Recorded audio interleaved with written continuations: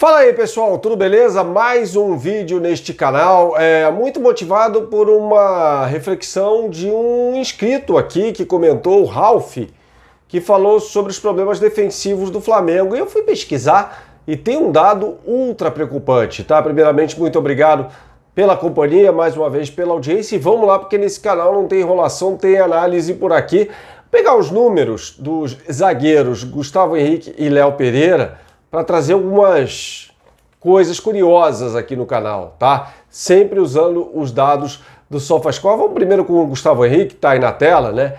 Duelos por baixo. O Gustavo Henrique gabaritou. Ele teve 3 duelos por baixo e ganhou os 3. Ele não perdeu nada por baixo.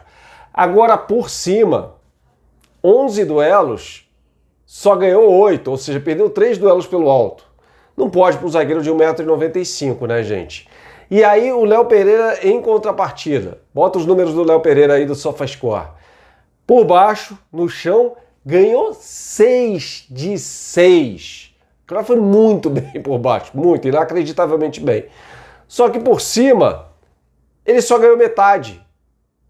Errou 2 de 4, ganhou 2 de 4. Ou seja, o Flamengo perdeu 5 duelos pelo alto, somando seus 2 zagueiros. Isso explica, evidentemente, os 2 gols do Ceará, embora não tenha sido de cabeça o do Charles, foi uma bola levantada ali, de certa forma, pelo Vina, né? Não é uma bola no chão.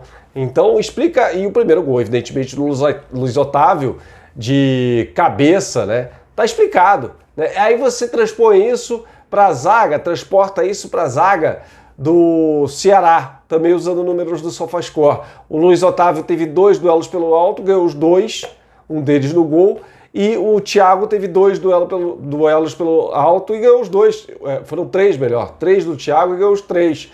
Ou seja, o Ceará não perdeu o duelo pelo alto. Foi aí o fiel da balança, porque o Flamengo cruzou muito, né? A gente vê estatísticas do jogo aí, o Flamengo cruzou 29 bolas na área e só acertou 7, o Ceará cruzou 11 e acertou metade, 5. Tá aí, tá explicado com números.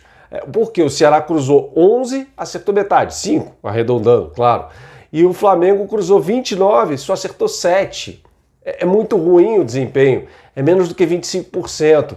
Então, o desempenho, a gente pode falar com segurança aqui que a bola alta decidiu o jogo pró-Ceará, um jogo em que o Ceará teve 36% de posse de bola, mas especulou na bola alta, né? Porque tinha o Kleber lá também, que é forte, que é alto e que pode definir. Então, tá muito claro o que aconteceu na partida. Acho que mais claro impossível, né? A gente pode entrar, claro, na falta de categoria, talvez, dos atacantes do Flamengo na partida, né? O Vitinho com aproveitamento muito ruim de cruzamentos, já trazido por aqui, 3 de 12, né? O Michel com problemas de fundamento, tentando 3 dribles, acertando apenas 1. O Gabigol errando e botando a mão na cabeça, né? Meio que deixando o jogo para lá, esquecendo o jogo, mais preocupado ali com um erro pessoal e não um erro coletivo, uma tentativa de roubada de posse de bola na sequência, perdendo 2 gols na cara, e eu já falei no vídeo anterior aqui, levando a mão na cabeça absolutamente por tudo. Então tá explicado para você, eu acho que mais didático que isso, impossível para expor as falhas principais do Flamengo e as virtudes principais do Ceará na partida. Continuo sendo contra, você não ia querer ter o Guto Ferreira dirigindo o seu time, você não ia querer um Flamengo com um jogo reativo, que é o jogo do Ceará, caçar pra cantada por aqui no canal, jogando por uma bola, jogando com o Vina cruzando a segunda bola, o Vina o cara da bola parada, ou seja, o Vina construindo as jogadas para a conclusão, ou na bola alta dos zagueiros, ou na bola alta do Kleber. Foi na dos zagueiros, né? E depois o Charles, um volante, entrando na área do Flamengo para concluir, tá bom? Beleza? Vamos falar sobre Libertadores da América, porque tem algumas coisas interessantes por aqui, tá? É bom não falar que a altitude, por exemplo, de La Paz é a mesma de Bogotá e é a mesma de Quito. Não. São níveis diferentes de altitude, logo níveis diferentes de dificuldade, tá? Bogotá, Colômbia, 2.600 metros. Eu sofri lá, já sente os efeitos da altitude, tá? Já tem ali o ar mais rarefeito, a bola mais veloz. Quito, 2.850, tá? O Flamengo chegando na madrugada ali, início da madrugada de quarta-feira, um dia antes do jogo, tá? Então não vai ter uma grande adaptação à altitude não.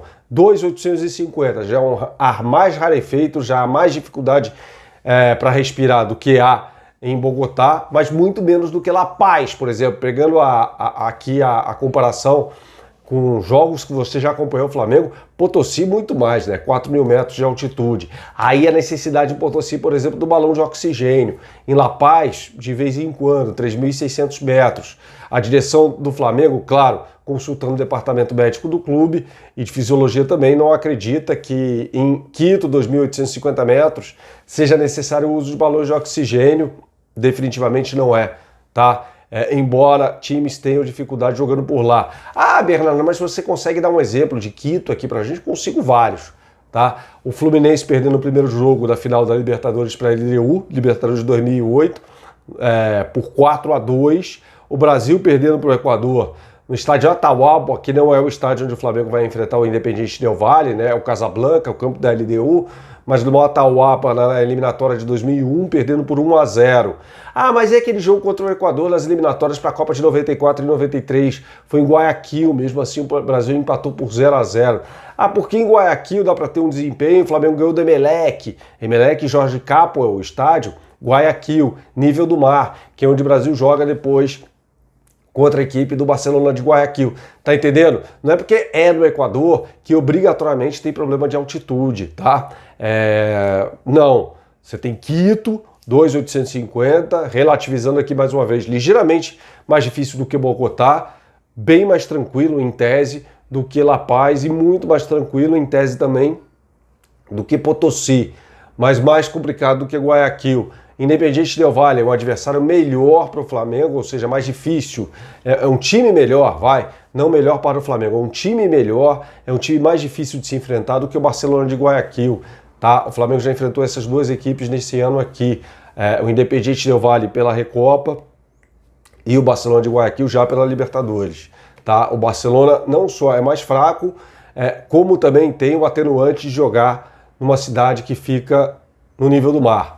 Tá bom? Tá explicado? Então o Flamengo pega o time mais difícil, o Independiente Del Valle, treinado pelo Miguel Ángel Ramírez, que também adora o jogo de posição, a gente vai falar mais sobre isso depois, jogando contra um adversário mais complicado na altitude, onde é mais complicado jogar também 2.850 metros, beleza? Acho que tá tudo explicado aqui, tudo direitinho sobre esses jogos da Libertadores da América. O Flamengo obtendo uma vitória e um empate, praticamente garante sua classificação, não matematicamente, mas pela pontuação ali do grupo, que se espera com 10 pontos, e aí faltam 2 jogos ainda, a tendência é que o Flamengo se classifique, né, para as oitavas de final. Então, voltando com um empate e voltando com uma vitória, tá tranquilo, mesmo porque os outros 2 jogos do grupo depois, contra Júnior Barranquilla e Independiente Del Valle, vão ser no Rio de Janeiro.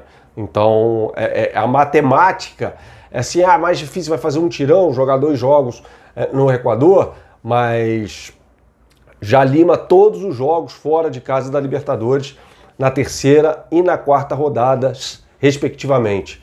Beleza? Então é isso que vai acontecer. O Flamengo voltando ao Rio de Janeiro só na outra quarta-feira, ou seja, ficando 8 dias fora. É a melhor estratégia, claro, até porque eu vou para o Equador, para Quito, no caso, que é o local onde o Flamengo vai chegar, é um voo de 6 horas, tá? Em média. Depois de Quito para Guayaquil é uma ponte aérea Rio-São Paulo, quase que isso, né? Um pulo. O Flamengo vai para Guayaquil logo depois do jogo de quinta-feira contra a equipe do Independiente Del Valle, fica em Guayaquil, treina por lá, joga na terça-feira contra o Barcelona de Guayaquil, depois volta para o Rio de Janeiro e aí depois tem jogo pelo Campeonato Brasileiro, só depois o Flamengo ficando no Equador o tempo todo. É o que faz sentido, né, gente? Porque ir para o Equador, voltar 6 horas, depois 6 horas depois, ficar no Rio de Janeiro, treinar 1, 2 dias, voltar mais 6 horas, faz o menor sentido, né? Independentemente do voo ser fretado, mas assim, o voo fretado significa apenas, em tese, mais conforto para viajar. Mas a duração do voo é a mesma, o cansaço por causa do voo é o mesmo. Beleza, galera? Sigam mandando para cá comentários que a gente, inclusive, pode pautar, como fez o Ralf, uma análise mais detalhada, né? Vocês fazem a reflexão por aí, a gente pega, estuda e joga para o ar aqui para vocês. Beleza? Grande abraço mais uma vez, obrigado pela audiência.